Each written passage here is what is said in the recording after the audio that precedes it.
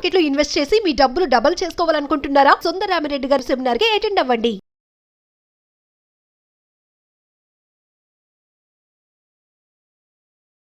నమస్కారం సుందరరామిరెడ్డి గారు. నమస్తే అండి. సార్, అంటే గోల్డ్ ప్రైజ్కి సంబంధించి ఎప్పటికప్పుడు ఆ ఫ్లక్చువేషన్స్ ఉన్నా లేదంటే వాటికి సంబంధించినటువంటి న్యూస్ అయితే ఎప్పటికైనా సరే ఆ ట్రెండింగ్లో ఉంటూనే ఉంటుంది. అయితే లాస్ట్ 20 months నుంచి చైనాలో గోల్డ్కి సంబంధించినటువంటి న్యూస్ నడుస్తూ ఉంది. సో దాని ఇంపాక్ట్ ఇండియా మీద ఏ విధంగా ఉండే అవకాశం ఉంటుందంటారు? అండ్ 20 months నుంచి ఒకే రకమైనటువంటి గోల్డ్ ప్రైజ్కి సంబంధించిన విధంగానే వెళ్తున్నారని చెప్పేసి తెలుస్తుంది. ఏ విధంగా ఉంటుందంటారు అసలు? చైనా వాళ్ళైతే గత 20 months నుంచి కంటిన్యూస్గా ఎవ్రీ మంత్ కంటిన్యూ ఉన్నారండి వాళ్ళు. అండ్ ఈ మంత్ కూడా వాళ్ళు ఆల్మోస్ట్ 14 tons కొన్నారు గోల్డ్. బా, యాక్చువల్గా ప్రపంచం మొత్తం మీద ఒక 200 టన్నుల కంటే ఎక్కువ ఉన్న కంట్రీస్ మొత్తం లేదు, ఒక 23 ఉన్నాయండి ప్రపంచం మొత్తం మీద. అండ్ కొన్ని బంగ్లాదేశ్ దగ్గర అయితే జీవితకాలం మొత్తం కలిపి వాళ్ళ దగ్గర ఉంది గోల్డ్ 15 టన్నులే. అలాంటిది చైనా వాళ్ళు ఒక నెలకే 15 టన్నులు గోల్డ్ కొంటున్నారు. బట్ ఇంత కొన్నా సరే చైనా దగ్గర ఉన్న మొత్తం గోల్డ్ వచ్చి 2300 టన్నులు అండి. అంటే వాళ్ళ టోటల్ ఫారిన్ రిజర్వ్తో పోల్చుకుంటే ఇది 8%. అంటే వాళ్ళ దగ్గర ఇంకా చాలా ఉంది డాలర్ రూపంలో. ప్రపంచం మొత్తం మీద ద బిగ్గెస్ట్ గోల్డ్ ఉంది సెంట్రల్ బ్యాంక్ వైపు చూసుకుంటే అమెరికా అనమాట. ఆల్మోస్ట్ 8133 టన్నులు ఉన్నాయండి. అయితే వాళ్ళ ఫారిన్ రిజర్వ్స్తో పోల్చుకుంటే లేదు, అది 83%. అంటే అమెరికాలో ద బిగ్గెస్ట్ ఫారిన్ రిజర్వ్ అంతా లేదు, వాళ్ళు గోల్డ్ రూపంలో ఉంచుకుంటున్నారు. వాళ్ళ తర్వాత నెక్స్ట్ అంటే జర్మనీ వాళ్ళండి 3300 టన్నులు ఉంది గోల్డ్ వాళ్ళ దగ్గర.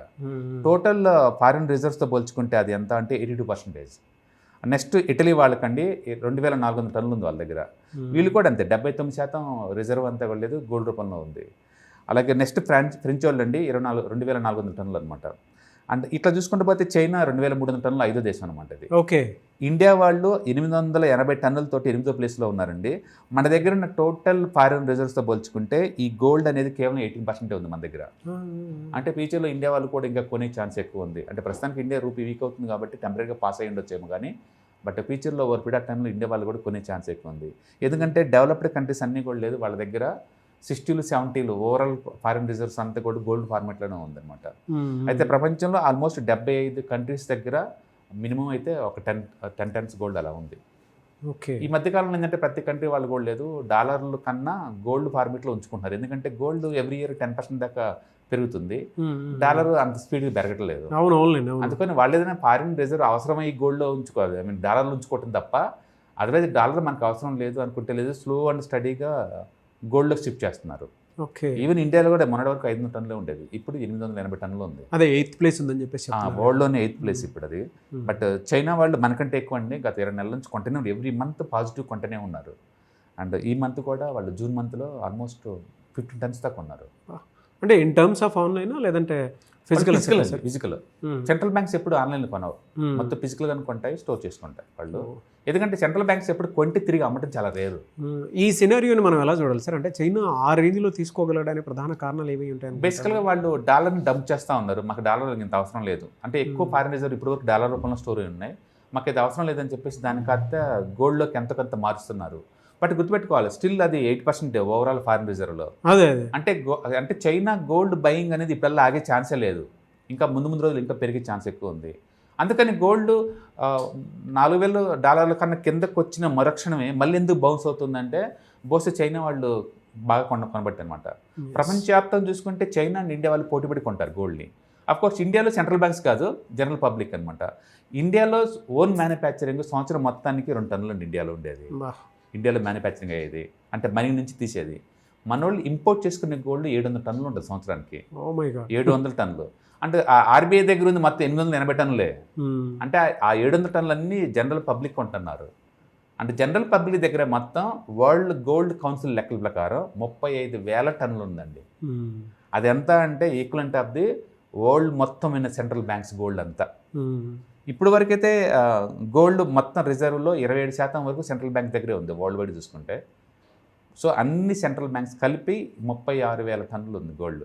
బట్ మెజారిటీ ప్లేస్ అంత లేదు, America, Germany and Italy, French వీళ్ళ దగ్గరే ఉంది. అంటే రెండో ప్రపంచ యుద్ధం అప్పుడు అన్ని దేశాలు పళ్ళు కొట్టుకుంటూ వెళ్ళారు కదా, ఆ టైంలో మొత్తం తీసుకెళ్ళిపోయి స్టోర్ చేసుకున్నారు వాళ్ళు. అట్లా ఆ దేశాల్లో మాత్రం బ్యాంకుల దగ్గర ఎక్కువ స్టోర్ ఉంది.